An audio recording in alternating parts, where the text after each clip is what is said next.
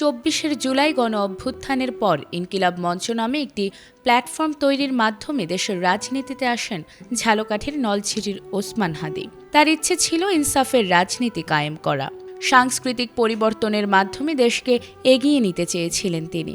আর সে কারণেই ভারতের আগ্রাসন থেকে দেশকে মুক্ত করার লড়াই চালিয়ে যান অকুতভয়ের এই যোদ্ধা। ওসমান হাদির বাবা মাওলানা আব্দুল হাদি একজন আদর্শবান শিক্ষকের পাশাপাশি একটি মসজিদের ইমাম ছিলেন। সমাজের নানা অসঙ্গতিতে তার ছিল বলিষ্ঠ ভূমিকা।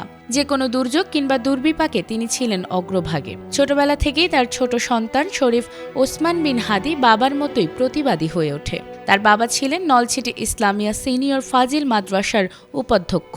বাবার শিক্ষা প্রতিষ্ঠানেই লেখাপড়া শুরু করেন ওসমান হাদি। পরবর্তীতে দক্ষিণাঞ্চলের সবচেয়ে বড় বিদ্যাপীঠ ঝালকাঠি নেছারাবাদ কামিল মাদ্রাসায় ভর্তি হন তিনি। সেখানেও তিনি ভালো ফলাফল করেন। পরবর্তীতে ঢাকা বিশ্ববিদ্যালয়ের 2010-11 শিক্ষাবর্ষে রাষ্ট্রবিজ্ঞান বিভাগে পড়ালেখা শুরু করেন এবং এখান থেকেই তিনি রাষ্ট্রবিজ্ঞান বিভাগে অনার্স মাস্টার্স শেষ করেন।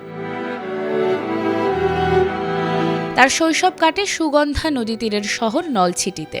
বন্ধুদের মধ্যে সবচেয়ে বিচক্ষণ হওয়ায় তার কাছ থেকে নিতেন নানা পরামর্শ। আদর্শবান ওসমান হাদির মুখে সব সময় ইনসাফের রাষ্ট্র প্রতিষ্ঠার জয়গান ছিল। গ্রামের বাড়িতে পড়ালেখার টেবিল, চেয়ার, বই খাতা এখনো পড়ে আছে। নেই শুধু হাদি। হাদির মৃত্যুতে শোকে স্তব্ধ নলছিটি। মৃত্যুর খবর শুনে এখনো তার বাড়িতে ভিড় করছেন শত শত মানুষ।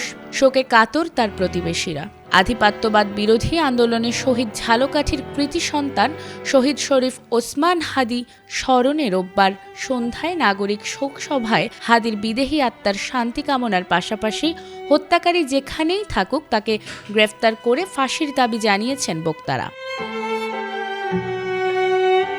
নির্বাচনী মাঠে প্রতিদ্বন্দ্বিতা করার ঘোষণা দিয়ে প্রচারণা শেষে ফেরার সময় গত 12 ডিসেম্বর বন্দুকধারীর গুলিতে আহত হন ইনকিলাব মঞ্চের নেতা ওসমান হাদি। উন্নত চিকিৎসার জন্য তাকে সিঙ্গাপুরে নেওয়া হলে সেখানে মৃত্যুর সঙ্গে পাঞ্জা লড়ে 18 ডিসেম্বর রাত 10:45 দিকে না ফেরার দেশে চলে যান দেশের এই বীর সন্তান। Desk report, ATN Bangla.